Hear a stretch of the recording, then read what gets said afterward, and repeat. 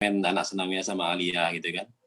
Nah, kemudian kapan terasahnya lagi ya ketika kuliah di UIN. Jadi kita aktif namanya di Kopma UIN. Makanya nanti sama Kak Ahkan nanti juga kita sama. Saya mantan ketua Kopma tahun 2001-2003.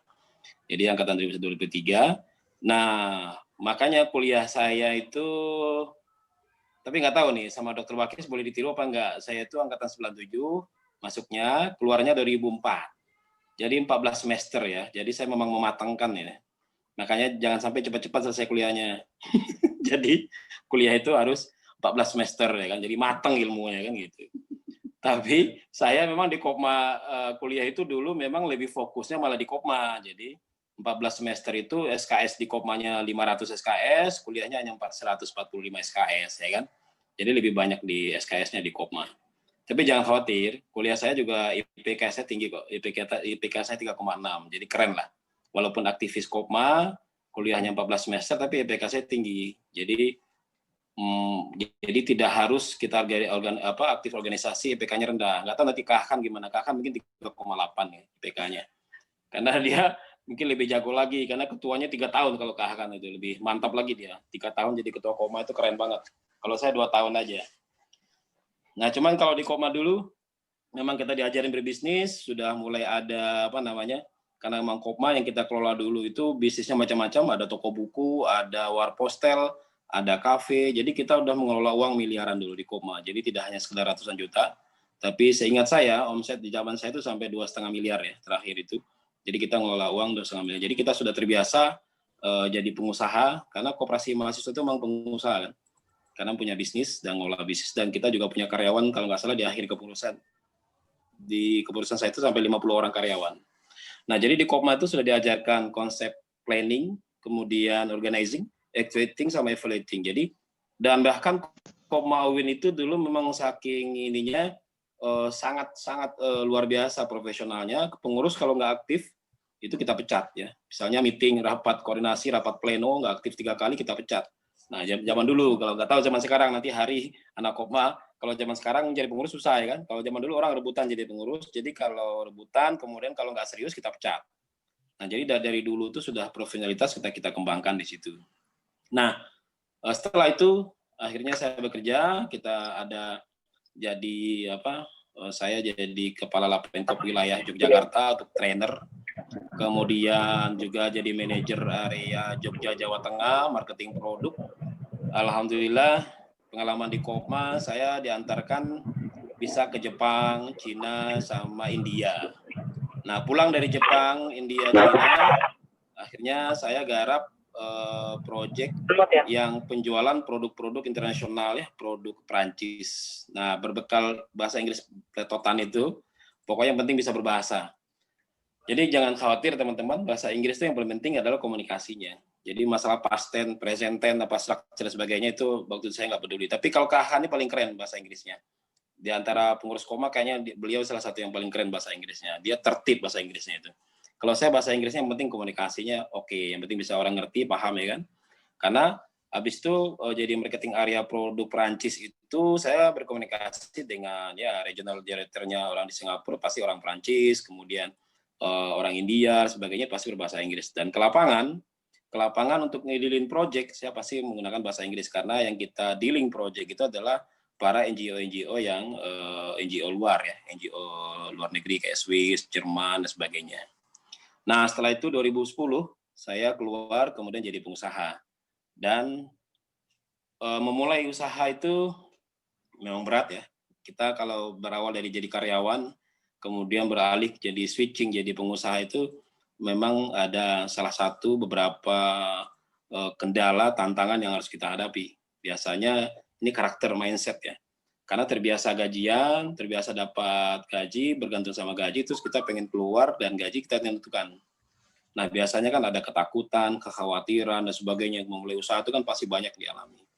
Nah, saya akhirnya sempat juga memulai usaha dari kecil. Dari kecil itu ya misalnya saya ngelapak di Sunday Morning. Jadi bayangkan saya direktur wilayah, kemudian mantan manajer marketing, ada fasilitas mobil, ada fasilitas rumah, saya tinggalkan itu.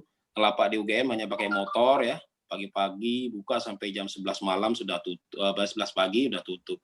Jadi itu yang perlu istilahnya ketika memulai sebuah usaha itu mindset ini yang memang ditanya. Nah, ada orang merasa gengsi, kadang ya makanya biasanya kan nggak biasa bawa barang ya kan. Saya muter-muter ya. Saya waktu itu jualan tas dari Bogor. Nah ini di teman-teman tak kasih informasi, saya ngambil tas Bogor itu di Katulampa namanya. Jadi itu tas produk yang dijual itu produk kualitas ekspor yang juga produk mall itu. Jadi produk mall. Di mall harganya itu bisa 600.000. Saya waktu itu kulaan hanya 50.000 sampai 75.000, saya jual 250. Ini produk kualitas ekspor dan masuk di mall. Mereknya saya kasih hanya inisial aja YK ya. Nama produknya. Di mall harganya 600-an sampai 400 sampai 600-an. Nah, jadi itulah awal saya memulai usaha bisnis bersama. Nah, kemudian lanjut bersama istri jual produk branded di mall. Kalau anak-anak muda sekarang kan milenial pasti tahu Sport Station, tahu Skechers, Adidas, Nike, kemudian Reebok. Nah, kalau Anda datang ke mall, itu pasti ada produk Sport Station namanya. Kalau di Bogor kan banyak, di Jogja. Nah, sejak 2011 saya sama istri ke mall itu bukan ngabisin duit. Jadi ke mall itu kulaan. Jadi kalau ingin cerdas ke mall itu jangan ngabisin duit, tapi kulaan barang. Nah, 2011 memulai bisnis sama istri hanya mengandalkan BBM ya. Zaman dulu BBM ya, sama Facebook. Nah, alhamdulillah menjualkan produk-produk branded ya, ada yang produk Disney, kemudian produk Oshkosh, Barbie dan sebagainya, baju-baju ya kan, baju anak-anak. Dari situlah saya berbisnis online ya, berbisnis online sama istri. Itu bisa omsetnya kalau lagi tune in itu omset per hari bisa 15 juta. Kita bisa nembus omset 50 juta setiap hari itu ngirim bisa sampai 100-an paket ya kan. Nah, dari situlah kita bisa mulai bergerak. Akhirnya kemudian saya mendirikan perusahaan sendiri yang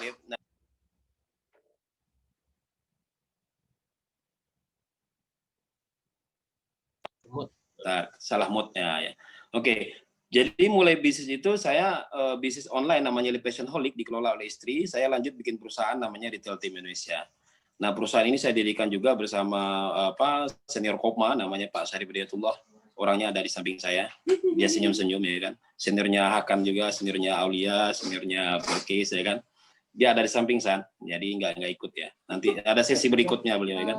Ya. Siapa Kak namanya? Siapa Pak Syarif Hidayatullah. Itu senior itu. kita juga.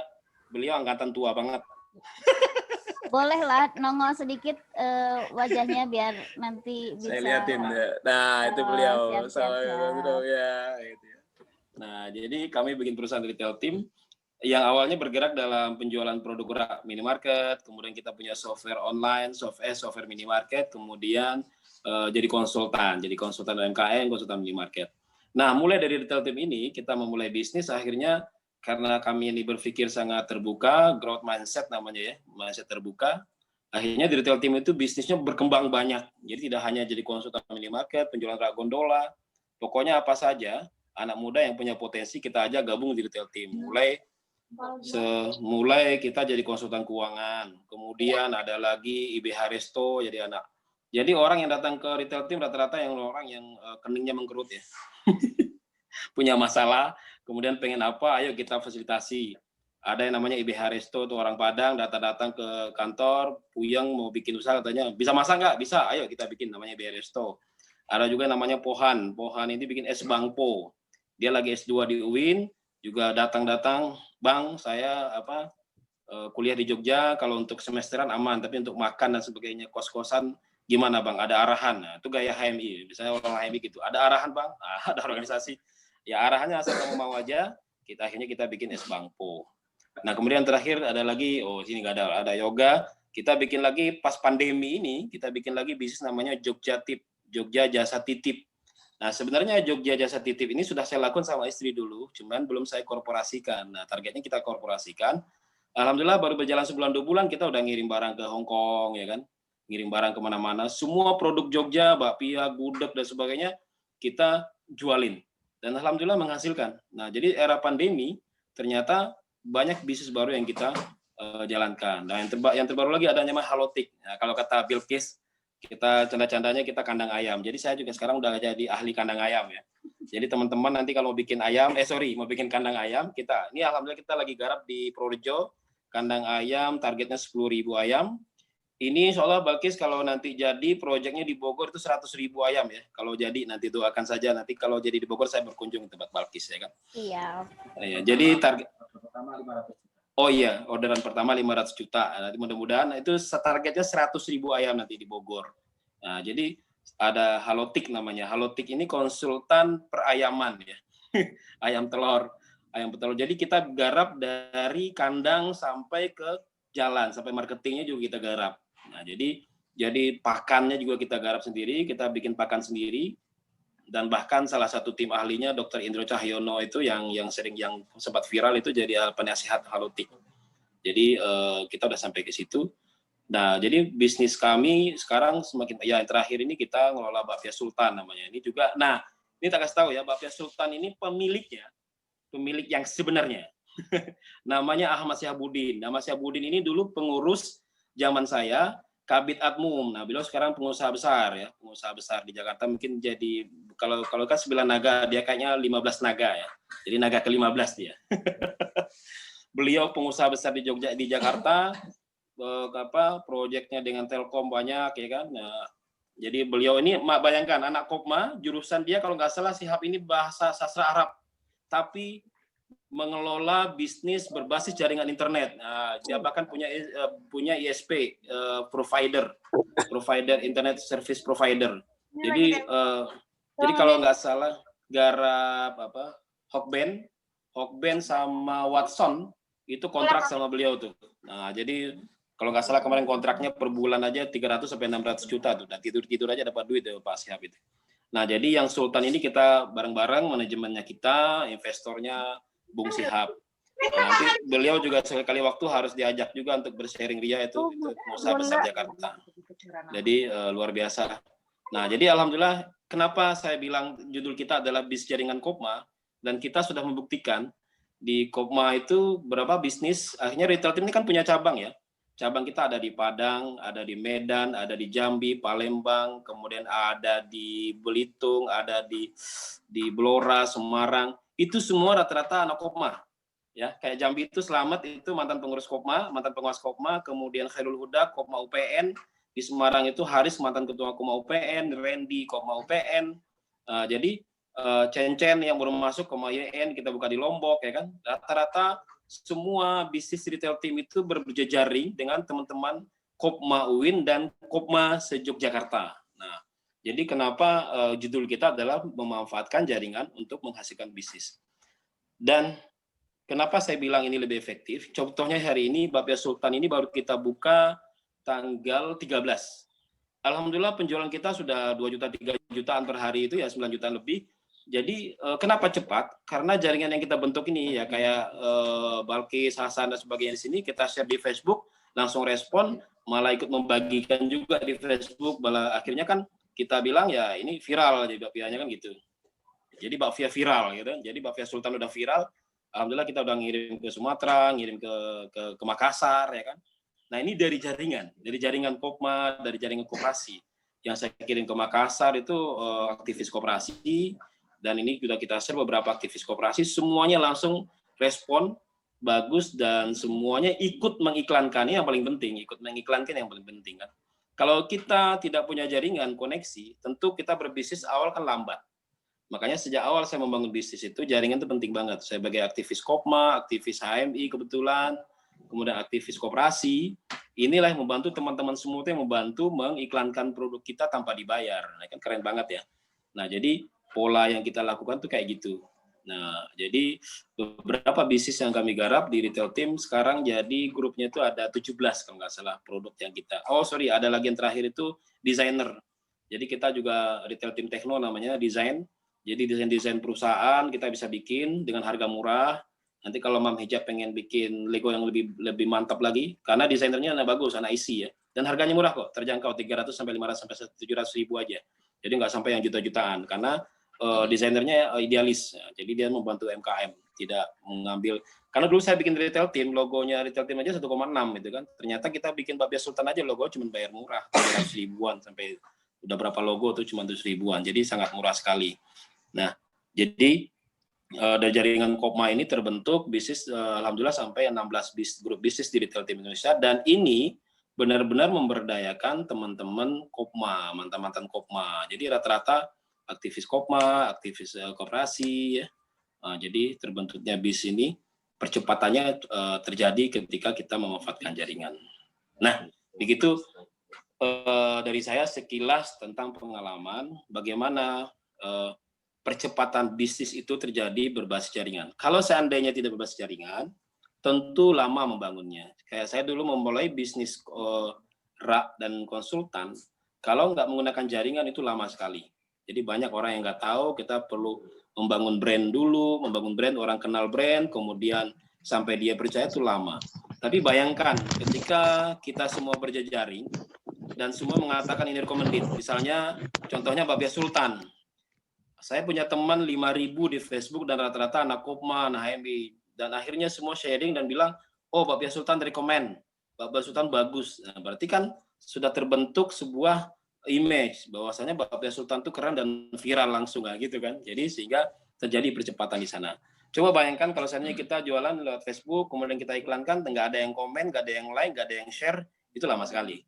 Nah makanya ketika kita bikin perusahaan, kita bikin usaha, usahakan teman-teman di Facebook itu berteman sampai 5.000 orang, fullkan aja pertemanan di situ. Jadi Facebook itu seperti yang saya bilang begini, Facebook itu kan lapak. Rugi ya kiranya kalau kita nggak manfaatkan lapak gratis. Coba bayangkan kalau kita bikin usaha, nongkrong di pasar, pasti bayar sewa. Nah, Facebook sampai hari ini diakses 170 juta orang di dunia dan tidak berbayar, gratis. Nah, makanya kalau seandainya saya sering ngomong sama teman-teman ya, agak sedikit bahasanya bahasanya gimana ya, kasar ya. Saya bilang punya Facebook, punya. Terus nggak dimanfaatkan buat jualan? Enggak, saya bilang goblok, bodoh banget gitu ya. Karena punya Facebook sudah gratis, nggak berbayar, dan banyak yang mengakses, kita nggak gunakan buat jualan, itu goblok banget. Saya bilang ya, kalau bahasa Jawanya jahil murakab lah. Ya, jahil murakab itu sudah pokoknya Facebook gratis. Bodohnya ya. Berlipat-lipat ya, jahil murakab. Gitu. Loh kan gratis, orang berbayar aja ngejar kan. Ini sekarang gratis dan diakses oleh ratusan juta orang gitu loh. Tapi kita nggak memanfaatkan ini. Nah ini kan jahil murakab banget gitu loh. Dan saya membangun bisnis lewat Facebook itu, kalau saya sudah mendapatkan miliaran omset dari Facebook. Bahkan beli mobil 2 itu dari Facebook ya, dari bisnis Facebook di online di Facebook gitu ya. Nah jadi saya percaya sampai hari ini Facebook itu sangat menghasilkan uang, bukan hanya receh-receh ya. Bukan hanya receh, tapi Facebook itu sudah menghasilkan dan udah bikin banyak orang kaya dari Facebook. Nah kan rugi toh, kita kalau seandainya sudah di Facebook, kita nggak manfaatkan, gratis pula kan, rugi banget. Makanya saya bilang jahil murakab kalau nggak dipakai. Jadi begitu pengalamannya, kita akan lebih banyak diskusi nanti dari teman-teman kalau ada yang bertanya. Bu Balkis, Bu Dokter silakan. Jangan di-fullin dulu biar nanti banyak yang bertanya. Benar banget ya. Jadi ini emang bener kita itu ngadain acara ini pun gara-gara di Facebook, hanya sekedar gara-gara komen-komenan. Jadi kita geng rusuh, terus daripada nggak manfaat dan disebut jahil murakab, akhirnya kita bikin acara ini nih. Dan emang bener kita minta pembicara sekeren ini, tapi kita minta gratis. Iya gratis ya. Iya. Oke, selanjutnya itu, tapi sebelum ke Kakak Nur Hasan, di sini juga ada Mbak Nia ya, Tati Nia. Tati Nia ini beliau juga seorang pembisnis dari Australia ya. Tapi sekarang udah domisili di Jogja. Ya. Sebelumnya dia punya ahli bikin kue juga, terus sekarang punya brand sendiri dalam baju. Ya. Keren. Ini juga banyak dari pesertanya dari Madura, dari Padang ya. Banyak selain dari yang dekat-dekat.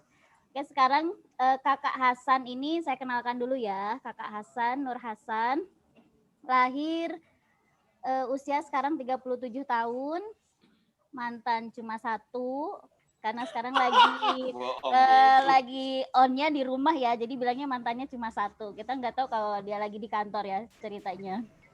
Terus bekerja di kedutaan Australia sekarang ya, keren ya. Kemudian sekarang domisili di Bojonggede, prestasi hampir DO, ngurus Kopma. Jadi kuliahnya sama. Mungkin sebuah prestasi bagi ketua Kopma itu adalah kuliahnya lulusnya lama. Ini jangan ditiru ya, ini karena banyak mahasiswa juga.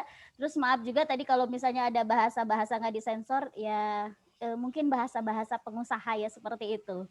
Tapi silahkan Kak Nur Hasan, kita cerita-cerita. Baik, terima kasih Bu Balkis dan kakak-kakak, adik-adik semuanya. Mungkin akan terdengar background suara anak-anak ya, karena di rumah anak saya masih kecil-kecil.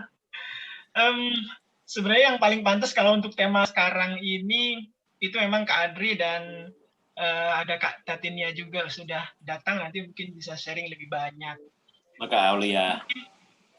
Mungkin buat kakak-kakak, adik-adik semuanya, yang ini perspektif yang sedikit berbeda dari yang apa dilakukan oleh Kak Adri sehari-hari sebagai pengusaha. Saya memanfaatkan entrepreneurship untuk dunia profesional. Artinya saya itu sebagai karyawan, tapi bagaimana memanfaatkan nilai-nilai entrepreneurship sebagai karyawan, itu banyak manfaatnya dan harus kita manfaatkan nilai entrepreneurship itu. Contoh pertama, kita harus tahu konteks. Kalau Kak Adri tadi bilang pandemi ini konteks yang bisa berdampak negatif, tapi juga bisa menghadirkan peluang. Nah, dan Kak Adri berhasil memanfaatkan situasi atau konteks pandemi ini menjadi bahasa anak zaman now itu cuan ya, bisa menghasilkan omset dan justru fantastis, bahkan bisa membuka jaringan atau bisnis baru di masa pandemi, yaitu Bakpia Sultan sama Halotiknya. Ini luar biasa sekali. Nah, dalam konteks sebagai karyawan, mungkin kalian kan nggak semuanya jadi pengusaha dalam arti berbisnis barang atau jasa. Barang ya, tapi kalau jasa itu bisa sebagai karyawan, bisa sebagai konsultan. Saya sebagai karyawan juga sebagai konsultan. Memanfaatkan konteks itu, contoh, sekarang ini banyak tumbuh bisnis, banyak startup, tapi di satu sisi juga banyak nih teman-teman startup yang nggak tahu bagaimana cara bekerja sama atau mengakses dana-dana pemerintah. Nah, di situ saya berperan ya, saya sebagai karyawan kedutaan Australia di development. Menariknya saya kira awal 2018 saya di-engage atau dikontrak oleh Ruang Guru waktu itu selama 8 bulan bersama si kedua co-foundernya sama Iman Usman sama Belva Devara. Saya diminta untuk develop bagaimana caranya Ruang Guru itu bisa bekerja sama dengan pemerintah. Diplomasinya kita pakai gimana caranya Ruang Guru bisa membantu pemerintah, tapi di situ ada agenda bisnis pastinya. Yang saya lakukan adalah memframe Ruang Guru ini sebagai penolong pemerintah. Tapi yang saya lakukan sebenarnya adalah ya mendevelop proposal, ya seperti yang Kak Adri biasa lakukan dengan pemerintah Kabupaten Sleman dan pemerintah yang lain ya. Tugasnya konsultan itu adalah memfasilitasi entitas bisnis bekerja sama dengan pemerintah. Dalam waktu 8 bulan, Ruang Guru dapat kontrak 1,4 miliar dengan Kementerian Perindustrian untuk leverage platform belajar online-nya menjadi belajar online untuk pelaku industri kecil dan menengah waktu itu. Jadi bekerjasamanya dengan Direktorat Jenderal Industri Kecil dan Menengah. Itu Ruang Guru. Kemudian ada juga konsultansi singkat selama 1 bulan. Itu dengan Zenius, kalau teman-teman sekalian tahu, Zenius juga adalah platform belajar online yang dulunya itu produknya itu pakai DVD gitu, tapi sekarang sudah bertransformasi menjadi mobile based dan web based juga. Itu untuk develop mobile learning-nya Kementerian Agraria dan ATR itu apa ya? Agraria dan Tata Ruang. Itu mirip seperti itu juga. Kemudian terakhir itu Ruang Guru dengan Indonesia Menulis dengan Kementerian Ristek Dikti. Jadi ini ada banyak peluang. Yang ingin saya sampaikan adalah bahwa kita harus pintar membaca peluang. Dalam hal yang saya gelutin itu adalah memanfaatkan atau membantu program pemerintah dengan inovasi-inovasi. Mungkin itu satu hal yang perlu saya sampaikan ya. Kemudian yang kedua, yang kaitannya dengan profesi saya sebagai karyawan atau sebagai profesional di bidang pembangunan internasional, bahwa bisnis itu tidak bisa berjalan kalau environment atau lingkungannya tidak mendukung. Itu udah pasti. Bagaimana mungkin Kak Adri bisa develop Halotik kalau ternyata ada restriction atau ada batasan terhadap bahan baku yang masuk. Yes, Contoh betul. bahan logam atau bahan mentahnya yang murah itu di-ban oleh pemerintah, nggak bisa masuk dari China sebagainya. Nah, hal-hal seperti itu bisa menghambat bisnis. Nah, peran saya di development itu membantu dengan pendekatan diplomasi yang halus, itu memfasilitasi dua kepentingan, yaitu antara pemerintah Australia, karena saya bekerja di Kedutaan Australia, dan pemerintah Indonesia, agar hal-hal seperti itu tidak terjadi. Jadi tarif masuk atau regulasi-regulasi yang menghambat terhadap bisnis antar kedua negara yang memungkinkan bisnis-bisnis kecil itu tumbuh, itu tidak terjadi. Contoh, pengusaha Indonesia itu banyak membutuhkan daging. Karena apa? Banyak kakak-kakak dan teman-teman sekalian suka makan steak di Abuba, ya kan? Bagaimana bisa terjadi agar mulus? Oh, kita berikan relaksasi tarif, pajak dan lain sebagainya sehingga bisa masuk, dan pengusaha lokal yang mengolah daging dari Australia itu bisa tumbuh. Itu sekedar memberikan gambaran dari perspektif yang berbeda yang disampaikan Kak Adi tadi. Mungkin itu dulu, Kak Bagis. Makasih Kak Hasan. Ini Kak Hasan juga selain sekarang jadi orang keren ya, konsultan proyek di Kedutaan Australia. Beliau juga ini lulusan pesantren gini-gini, begitupun Kak Adri ya. Kalau Kak Hasan ini karena kebetulan satu alma mater nih sama saya, satu angkatan satu alma mater dari Tebu Ireng, Kak Adri, dan di sini juga ada Kak Aulia, ada Pak Wicak ya, ini ada teman sekelas juga kemarin baru sidang. Makasih semuanya yang nggak mungkin saya sebutkan satu-satu. Oh, ada senior juga, Kak Anfasul Marom ya. Senior, terima kasih ini. Pak dosen ya, ketua IASC ya. Yes. Banyak orang-orang keren nih ini di sini. Alhamdulillah ya. Selamat datang Pak dosen, Pak ketua. Dosen Siap menyimak ini. Nggak bisa dilewatkan ini. Di jalan pun harus menyimak ini. Oh iya, siap. Kalau dipakai senior gini, aduh gimana ini? Sekarang mungkin kan udah jadi dosen di UIN Sukijo juga, ini kopmanya masih sekeren dulu nggak itu? Kak Keren dong, masih. Masih ya, masih. Oh, ada ketuanya juga ya, ada Hari. Kakak Hari. Ya, langsung aja ke pertanyaan-pertanyaan, mumpung orang-orang keren di sini lagi pada kumpul. Boleh bertanya apa aja, terus nanti kalau alamatnya memungkinkan akan dapat souvenir dari Mam Hijab. Syukuran, kemarin kan habis sidang tertutup nih. Boleh. Iya. Buat penanya, silahkan. Siapa ya dulu yang mau nanya? Oke, aku mau nanya. Izin bertanya, Ibu. Tadi dulu, Pak Wicak dulu ya, Mr. Wicak. Silakan, Mr. Wicak. Bentar ya, Mas Amim. Kepala Sekolah SMP IT nih. Silakan, Pak Wicak. Oke, Assalamualaikum warahmatullahi wabarakatuh.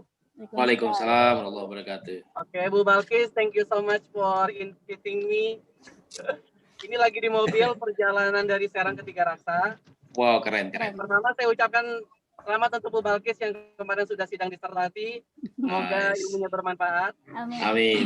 Dan juga untuk para narasumber yang luar biasa, sangat memotivasi sekali. Terima kasih. Langsung saja ke pertanyaannya. Jadi saya itu dari tahun-tahun sebelumnya ingin buka semacam bisnis, tapi kadang suka tersendat oleh hal-hal yang rasanya rasa untuk berbaginya lebih tinggi daripada rasa untuk berbisnisnya. Jadi pernah saya Oke. lakukan kayak misalnya saya mungkin jualan madu misalnya, Ya. mencoba untuk belajar, tapi ternyata ujung-ujungnya ya ketika teman-teman bertanya, akhirnya ya saya berikan dengan harga yang free kayak gitu. Jadi kira-kira gimana nih untuk membatasi antara nilai berbagi dengan nilai kita berbisnis?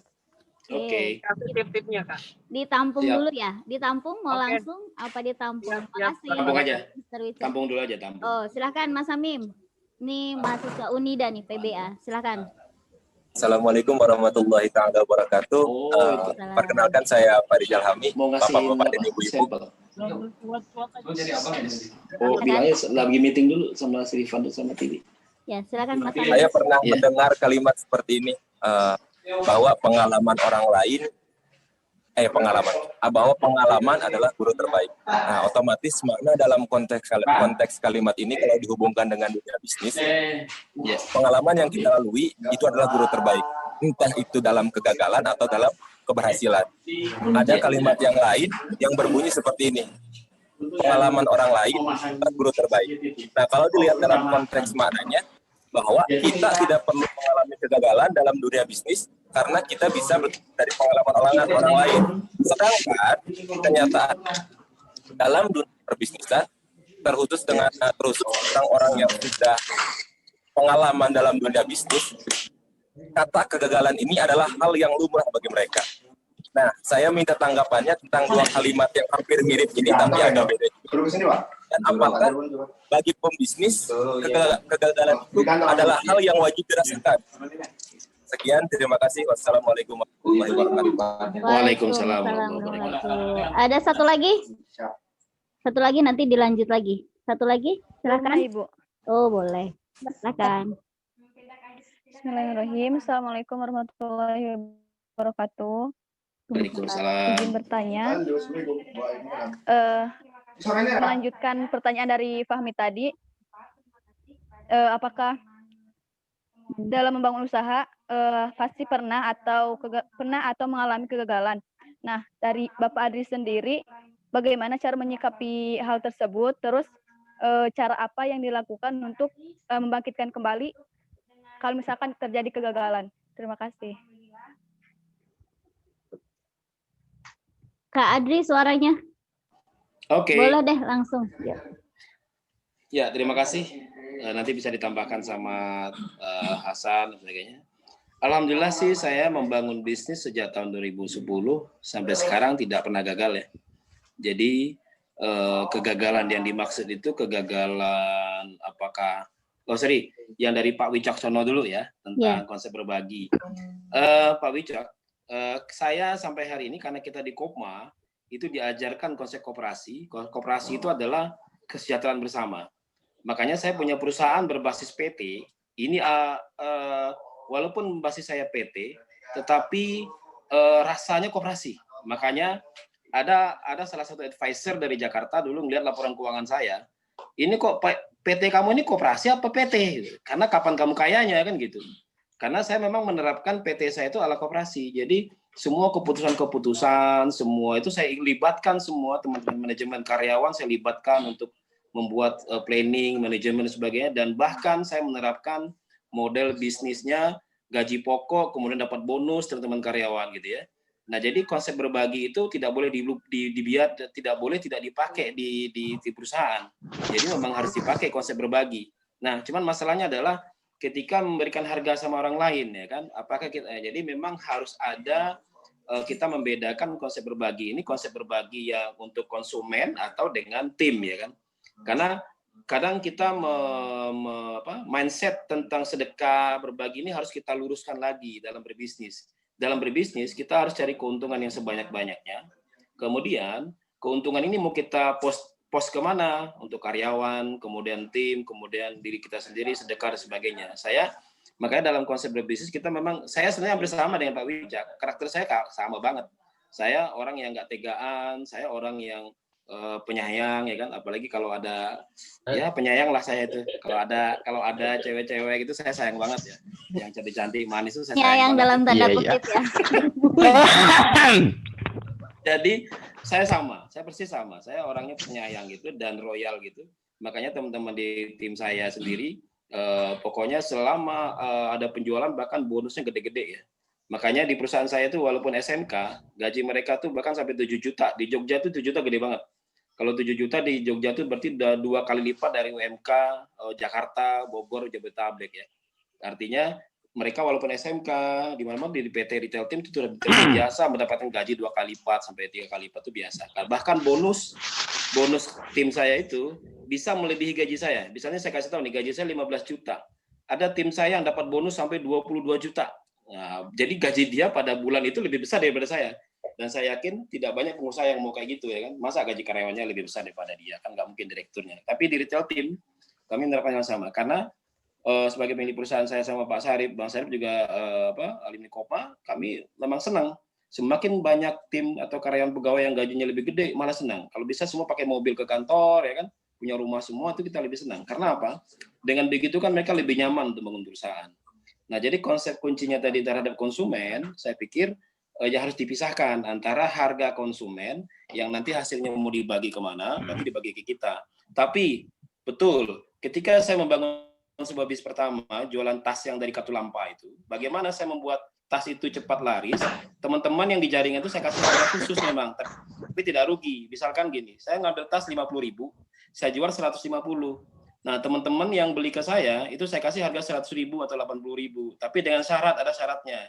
Dia harus kasih testimoni di Facebook, wajib kasih testimoni. Nah, bahkan ada yang bilang, ya, Bang Adri, Mas Adri, saya nggak tahu nih kasih testimoni seperti apa, tulisannya apa. Saya kasih tahu nih tulisannya, wah produknya Adri bagus banget, recommended dan sebagainya. Akhirnya kan semua orang percaya. Tapi memang produknya harus bagus ya, bukan tidak ecek-ecek gitu ya. Jadi memang harus bagus, produknya recommended, mereka suruh kasih testimoni. Nah, dengan testimoni itulah akhirnya kita berkembang.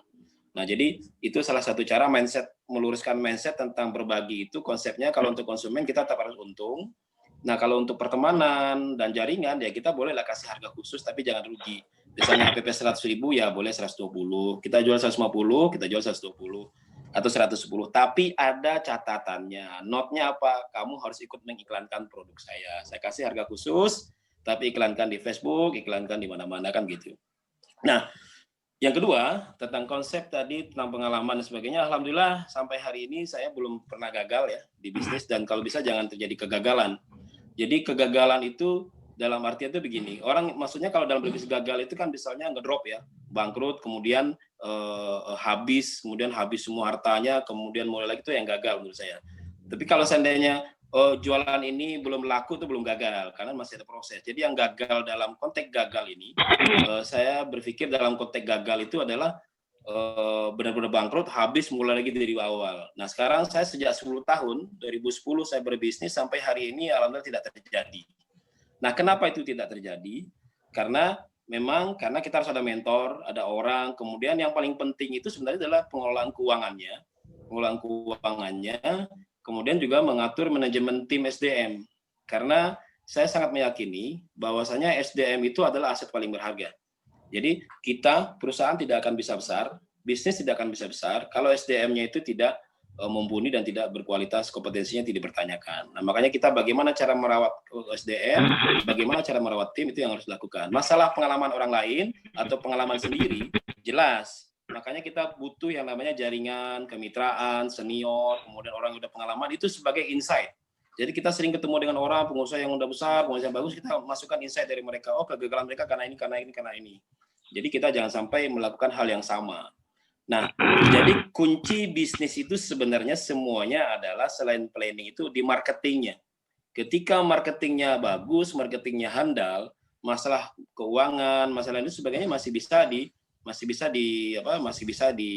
dipermak ya. Kecuali keuangannya benar-benar dihabisin untuk pribadi dan sebagainya, itu bisa jadi bangkrut, habis ya kan. Nah, jadi bagaimana itu bisa tetap terjadi. Nah, jadi masalah pengalaman diri sendiri, masalah pengalaman orang lain itu sebenarnya sama saja. Jadi pengalaman sendiri kegagalan naik lagi itu lebih bagus sehingga kita tahu, oh gagal saya kemarin ini, jadi jangan lakukan lagi. Saya prinsipnya begini, bisnis jangan gagal. Jadi tidak ada pilihan gagal. Jadi kalau di otak kita, di mindset kita berpikir, oh bisnis ini akan gagal, pasti akan gagal. Jadi bayangkan saja bisnis saya ini bisa, bisnis saya ini nggak akan gagal. Nah, tergantung bagaimana kita settingnya, dipelajari, mengupgrade diri ya. Ada info-info terbaru, ada hal-hal yang baru, kita sangat terbuka. Begitu, Mbak. Sama ini jawabannya juga sama kayak yang Mbak yang ketiga, sama ya, pertanyaan tentang pengalaman ya. Jadi ada ketakutan, kekhawatiran itu hilangkan saja. Ketika sudah ingin melakukan sesuatu, pikirkan saja hal yang positif dan lakukan saja hal-hal yang positif, kemudian apa yang terbaik lakukan saja. Jadi jangan malah memikirkan, oh ini ada kekhawatiran gini, ada kekhawatiran gini, itu pasti terjadi dia. Karena ya kalau kata Bu Balkis nih, Bu Dokter kan, kalau bahasa pondok dulu kan, innallaha inda zanni abdi ya kan, nah betul ya. Jadi persangkaan hamba, persangkaan Allah itu persangkaan hambanya. Kalau kita berpikir gagal, berpikir takut, khawatir, ya itu akan terjadi. Jadi nggak usah dikhawatirin.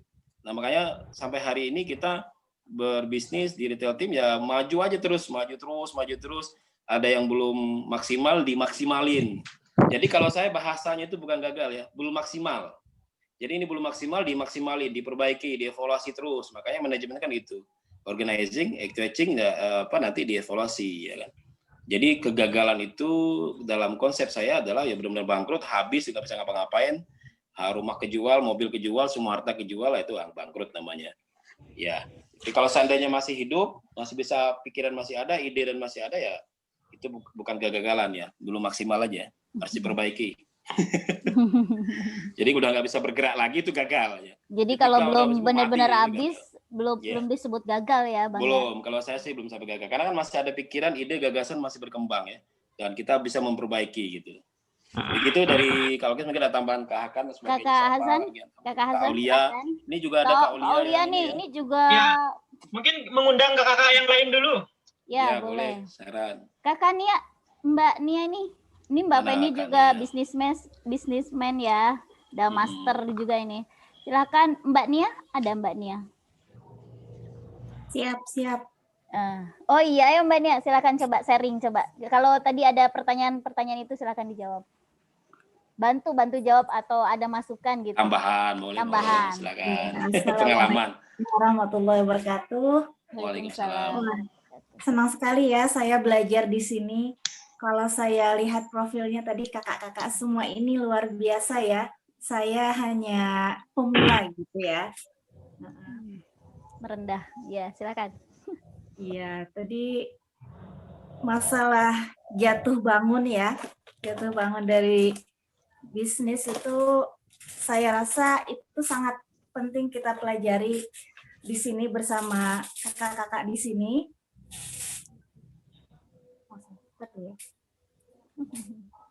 Ya, maaf ya ini. Nah, ya karena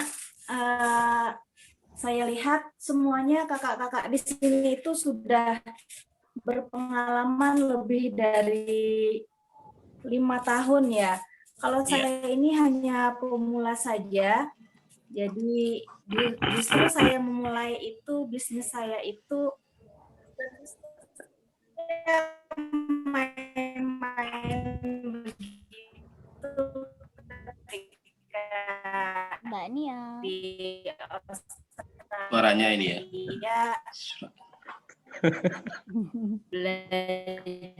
Suaranya hilang-hilang ya suaranya. Mbak Nia suaranya putus nih. Kayak gitu.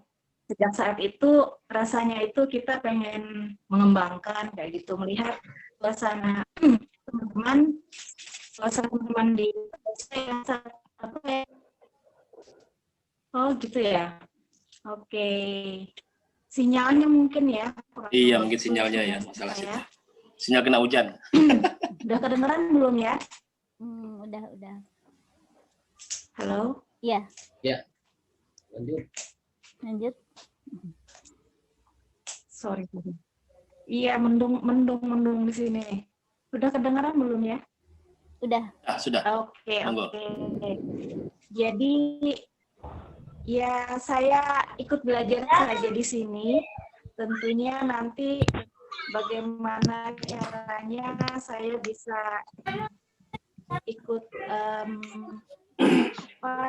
jaringan Kok Mak?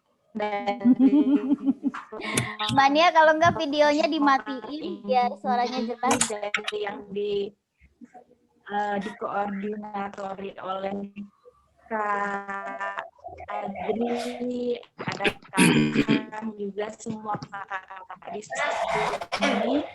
Kebetulan Oke. tahu Saya pengen itu Mana ininya kuncinya? Nah, kuncinya mana? Oh, iya ya. Mana? Iya, jadinya saya nggak jelas apa belum? Oke. Siap. Oke. Bertahan ya sampai malam. Ya. Ini Sambil tunggu sinyalnya Mbak Nia stabil, boleh Iya. Kak Hasan nambahin? Jangan dilepas. Itu Bang Aulia itu, Bang Oh iya, Aulia silakan. itu. Oh iya, Punya pengalaman ada itu. Abang Aulia, Sidri Aulia. dari Madura ini. Ayo, Yes. Aulia dari Padang. Nih ahlinya bisnis nih Kak, kalau Padang. Ngeri nih, jauh-jauh semua ini. Silakan. Menyimak. Oke. Ya, Kakak Oke. Hasan, kalau dari Kak Aulia belum ada tambahan, silakan Kakak Hasan. Sinyalnya Bojong Gede bagus. Mungkin cuman menambahkan sedikit karena kalau bisnis real saya nggak terlalu pengalaman seperti Kak Adri atau kakak yang lainnya. Cuman ini di zaman sekarang cara memulai bisnis itu kan yang dipromosikan oleh para dikenal dengan proses iterasi ya. Suara putus-putus. Suara Enggak sih, enggak putus-putus. putus-putus, cuma agak ramai mungkin ya. Ya mungkin bisa di mute yang lain. Ya, lanjut. Adalah Coba di mute. itu proses iterasi yang kalau bahasa yang sekarang ya yang dilakukan oleh Kak Adri itu adalah proses pengulangan ide. Nah,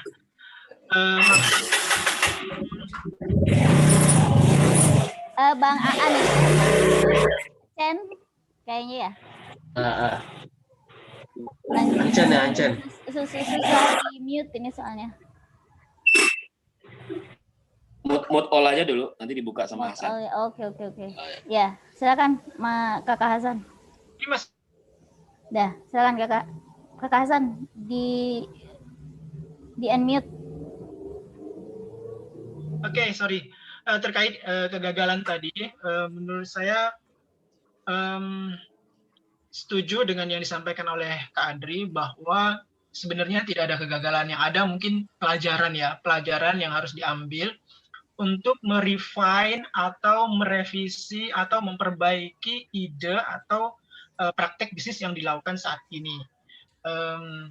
Itu yang saya pahami. Jadi ada proses pengulangan sehingga apapun idenya, seperti halnya penemuan lampu pijar maupun para pelaku bisnis atau startup yang sekarang itu melewati ratusan bahkan ribuan pengulangan, sehingga akhirnya ditemukanlah lampu, ditemukanlah, saya contohkan tadi, ruang guru dan lain sebagainya. Saya pikir itu.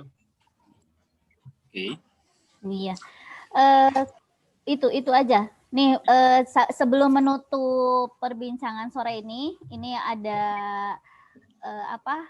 Ada yang tanya di chat kayaknya. Ada yang tanya di chat. Iya, coba dibaca chat. Sambil ini Promosi Facebook ya. di chat mana ya? Bagaimana cara promosi Facebook? Oh, gimana? Oke. Jika promosi di Facebook, apakah ada trik-trik khusus untuk mempromosikan produk agar dapat cepat dikenal oleh banyak pengguna Facebook? Nih boleh, silakan. Ya, ini bidang saya ya. Jadi, saya membangun bisnis dari Facebook sejak tahun 2010. Jadi, ada trik-trik khusus yang sangat simpel dan sederhana. Yang pertama, satu, produk yang Anda jual itu benar-benar harus clear. Apakah itu produknya produk branded terkenal, kemudian produk lokal branded, atau produk lokal yang belum branded. Dan jadi ada produk yang mahal, ada produk yang harga menengah, ada produk yang harga murahan ya, murah meriah, bukan murahan, murah meriah. Nah, ini yang paling penting untuk dicatat dulu. Yang kedua, segmentasi harus clear. Ketika membangun segmentasi di awal ada produk menengah, berarti memang jangan sampai dicampur aduk. Jadi produk mahal, menengah sama murah meriah, jangan sampai dicampur aduk ya, karena nanti orang bingung melihat postingan di Facebook Anda, misalnya kayak gitu. Yang ketiga, coba kalau saya menggunakan Facebook asli ya, ini mungkin ada berbagai macam versi, tapi kalau saya kesuksesan yang saya lakukan itu Facebook saya Facebook asli, kemudian diperlihatkan karena saya punya istri, punya anak, kemudian juga ada mertua, kebetulan mertua saya artis ya kan, mertua saya selebritis, saya pajang semua. Jadi saya pajang semua sehingga itu orang-orang percaya. Karena kalau Facebooknya hanya produk aja, kemudian nggak ada aktivitas harian, misalnya aktivitas harian saya misalnya aktivitas sama istri sama anak saya pajang, saya posting kegiatan harian, kemudian orang jadi tahu, oh karena bagaimanapun juga orang beli online itu kan butuh kepercayaan, trust. Jadi kita membangun trust di awal, itu yang paling penting ya. Nah yang kedua, yang keempat itu posting, saya bilang ini, kalau Anda Muslim, berarti kan sholatnya 5 waktu. 5 waktu berarti ditambah dengan qabla sama ba'da. Berarti qabla sama ba'da ada 9 misalnya kan. Karena asar 1 ya. Berarti 9 tambah 5, 14. Kemudian tambah sholat tahajud 1, tambah sholat duha 1 lagi 16. Makanya postinglah iklan 16 kali satu hari. Jadi jangan berhenti ya kan. Jadi jangan pernah berhenti posting iklan satu hari itu sampai 16 kali. Itu saya lakukan dulu ketika 2010. Dan kemudian zaman dulu itu ada namanya inbox. Saya inbox orang setiap hari, setiap malam tuh 200 inbox zaman dulu. Kalau sekarang kan dilarang ya. Itu 200 orang saya lakukan setiap hari, every day. 200 saya inboxin orang. Kemudian saya tagging orang. Makanya kalau sekarang kenapa kita berbisnis jaringan, teman-teman yang kita sudah paham, yang kita kenal, biasanya saya sangat-sangat sederhana dan bahkan hari ini saya suruh orang nge-tagging saya nggak masalah karena itu membantu teman-teman UMKM yang baru membangun brand, bahkan saya share. Nah, itulah gunanya jaringan. Anggaplah kita punya 3.000 pertemanan, 2.000 orang itu adalah teman kita semua, tagging aja semua sampai 2.000 orang itu, minta izin dulu boleh tagging ya kan. Jadi tagging ditandain itu, nah itu akhirnya produk kita dilihat oleh 2.000 orang. Nah teman-teman yang merasa misalnya Bu Dr. Balkis ini kan udah kenal sama saya, dia kembang hijab, makanya saya bilang tadi saya sharein ya Bu ya. Bu Dr. Balkis saya share tuh punya produk dia, saya pakai bahasa recommended. Akhirnya ada yang nanya tuh tadi ya, mana sih bentuk produknya, walaupun satu yang nanya kan mungkin ada yang baca tapi nggak nanya, mungkin bisa langsung kontaknya Bu Dr. Balkis langsung dikontak sama dia kan gitu, bisa jadi terjadi dan itu sering terjadi sama saya sejak 2010 sampai hari ini. Makanya saya bilang tadi bagaimana memviralkan status kita di Facebook, itulah gunanya pertemanan di Facebook, orang-orang yang kita kenal, alumni pesantren, alumni kampus, alumni pertemanan di kampung dan sebagainya, kita gunakan semua, kita optimalkan semua. Jadi, dan yang kedua, posting itu nggak boleh satu hari, besok berhenti ya. Harus setiap hari, every day. Jadi, namanya istiqomah, kalau bahasa Jawanya kan. Nah, jadi istiqomah. Jadi, kalau nggak istiqomah, nanti hilang-hilang itu orang sama kayak kita buka toko. Kayak Bapak Sultan, saya buka hari Senin, saya tutup 2 hari, saya buka lagi, tutup lagi, sama kayak gitu. Jadi, orang bingung, nih orang jualan apa enggak sih? Nah, gitu loh. Jadi, makanya kalau teman-teman lihat Facebook saya, kayak Bu Dr. Balkis tuh, wah, pokoknya semua notifikasi masuknya. Adri Sarizal lagi live, Adri Sarizal lagi bikin status, ya kan? Kelihatan semua orang yang berteman sama kita pasti lihat. Dan itu sering terjadi, orang nggak pernah komen di Facebook saya, tapi dia langsung order. Banyak itu. Jadi dia nggak mau komen, tapi dia langsung order, langsung WA saya banyak. Apalagi yang Facebook istri saya yang Passionholic itu, kalau lihat sekarang itu banyak yang nggak komen, tapi ngechat WA-nya sangat banyak karena udah repeat order kan, pelanggannya udah banyak. Jadi ketika dia posting, dan ini terjadi, wallahi. Jadi kalau Anda sering posting, orderan meningkat. Saya pernah sama istri coba berhenti posting seminggu, itu orderan turun, ya kan? Tapi kalau posting terus, produk baru, produk berbeda, akhirnya stok-stok lama pun keluar gitu ya. Bukan hanya stok baru, stok yang lama itu akhirnya keluar. Jadi makanya album itu, kita bikin album khusus itu keluar. Gitu simpelnya, sederhananya. Nah, kalau mau yang lebih detail lagi di YouTube saya ada, di YouTube Retail Tips Sejahtera Indonesia, saya ada 2 sesi tentang jualan lewat Facebook, itu saya ceritakan pengalaman real saya sendiri. jualan di Facebook sama istri gitu. Keren ya. Ini udah mau selesai baru pada masuk ya Bu Mesri sama Tarinda. Tapi satu lagi nih buat pamungkas ya dari saya pribadi, saya mau nanya gimana ya Bang ya? Ini saya tuh mau launching sebuah produk namanya itu batik oleh-oleh Bogor. Itu ada kemeja, ada batik biasa, batik dasar aja tapi khas Bogor dan itu emang produk pribadi. Tapi saya emang ada ragu-ragu masa pandemi kayak gini, maju mundur. Nah, menurut Primbon perbisnisan, itu kira-kira gimana itu? Ada masukan kapan atau ada hitung-hitungan gimana nih? Gak ada hitung-hitungannya. Jadi kita jualan batik. Jadi Jogja Tip yang seperti saya ceritakan tadi, di masa pandemi orang bilang omset turun. Iya pasti. Tapi ternyata penjualan batik, penjualan daster, penjualan apapun hari ini tetap terjadi. Karena saya bilangnya begini, selama masih ada orang liburan, selama masih ada orang yang belanja investasi macam-macam, berarti masih banyak orang punya duit. Anggaplah sekarang, karena kondisi perekonomian itu, kelas menengah itu kan meningkat di Indonesia ya. Kelas menengah itu meningkat di Indonesia. Makanya kalau harga kita di menengah, batik khusus itu pasti masih banyak terjadi. Bahkan ada teman saya yang jualan batik, itu setiap minggu omsetnya 200 jutaan. Ini batik ya. Itu ada teman yang jualan, nah, apa langkahnya? Memang dia berani, jadi dia live setiap hari, everyday live Facebook. Jadi sampai bosan orang lihat, sampai jenuh orang lihat, akhirnya beli. Jadi kan orang Facebook itu bikinlah orang sampai bosan. Mangkel awalnya, jenuh, terus akhirnya nanya juga, penasaran dia, ini kok orang live dulu tiap hari ini kan? Akhirnya dia nanya, oh ini produk apa sih? Nyoba, bertanya dulu, pasti nyoba, akhirnya order. Jadi kalau saya dalam berbisnis tidak ada primbon-primbonan. Kalau saya kita sangat radikal ya dalam berbisnis. Makanya saya bilang tadi